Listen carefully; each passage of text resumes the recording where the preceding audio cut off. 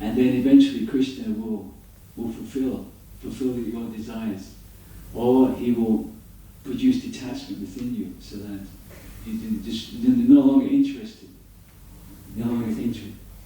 in fulfilling that particular desire. But it's a very powerful, and it has saved me many times. I mean, we can see Lord Brahma.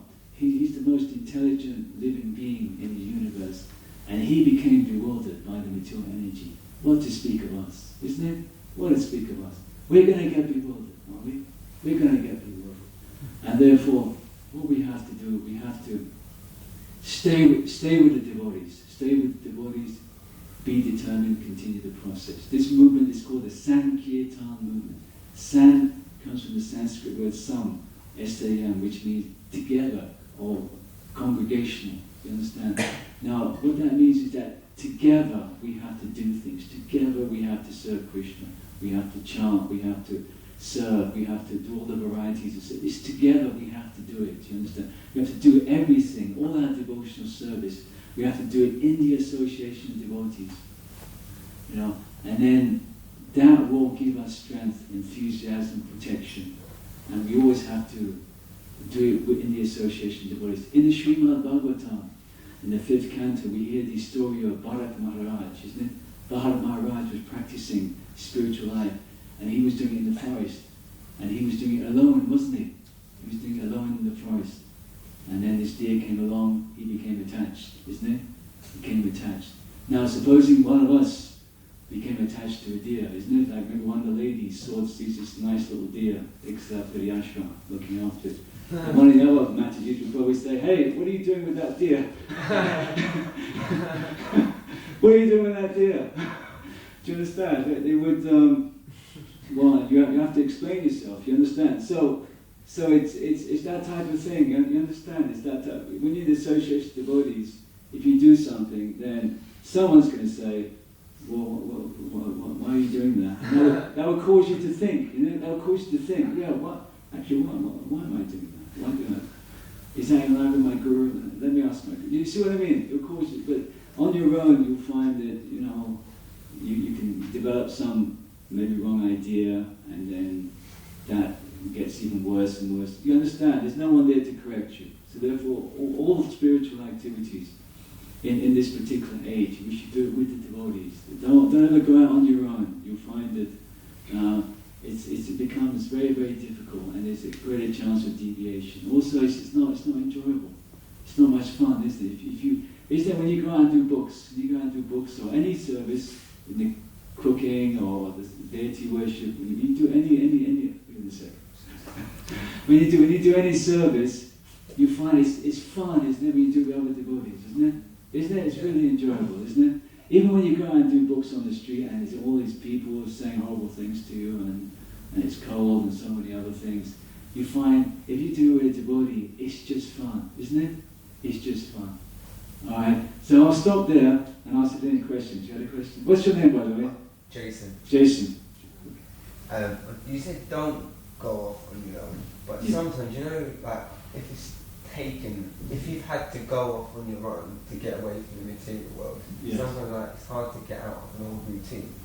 Oh yeah. Like, so say, like, you kind of separate yourself from circles of friends or different hobbies or whatever. Yes. And you're by yourself because you're kind of like, you look a lot, reading a lot, trying to find answers, yes, discipline yourself. Yes. Once you're like that and you've been on your own for a long time, sometimes, like, it's hard to stop being on your own.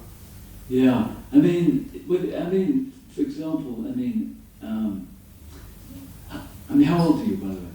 23. 23. You see, you're quite young yet.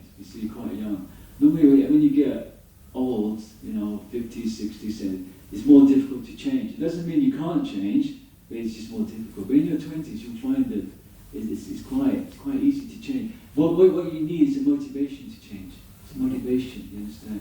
So if you just stay with the devotees, come to the programs, help them out a bit.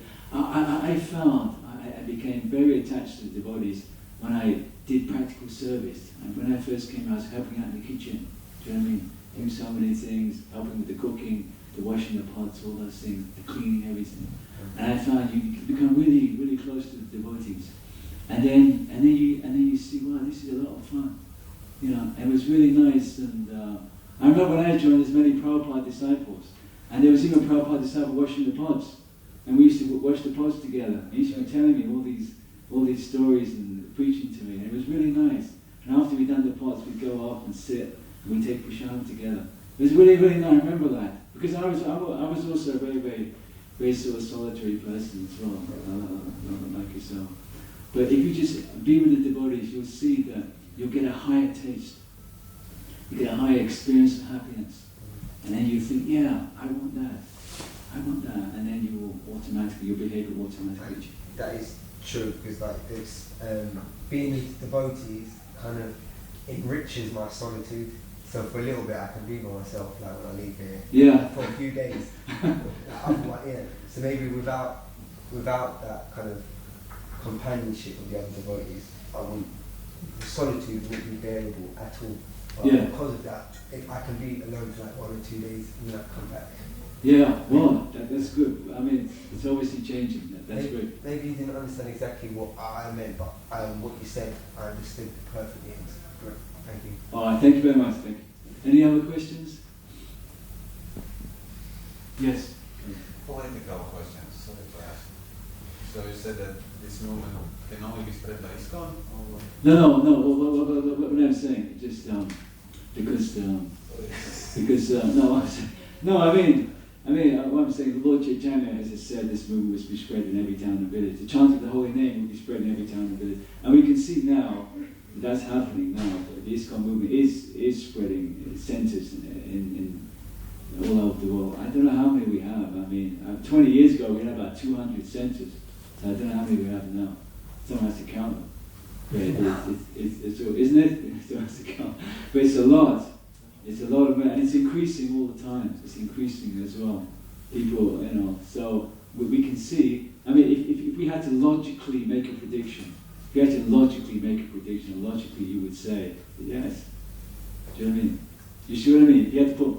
If you had to say, you know, which of these spiritual movements in the world is going to spread this holy name to every town and village, you obviously say, well, because we see the trend. The trend is the number of centers is increasing more and more and more. All right. It's just a logical thing, logical observation. All right. Okay. All right. Okay, better stop there. Overtime, slightly over time. Okay. Srimad Bhagavatam ki. Prabhupada ki. Gaura Bhaktivinoda ki. Gaura Premanam. Hari Bol. His Grace Jaitra Prabhu ki. Hare Krishna.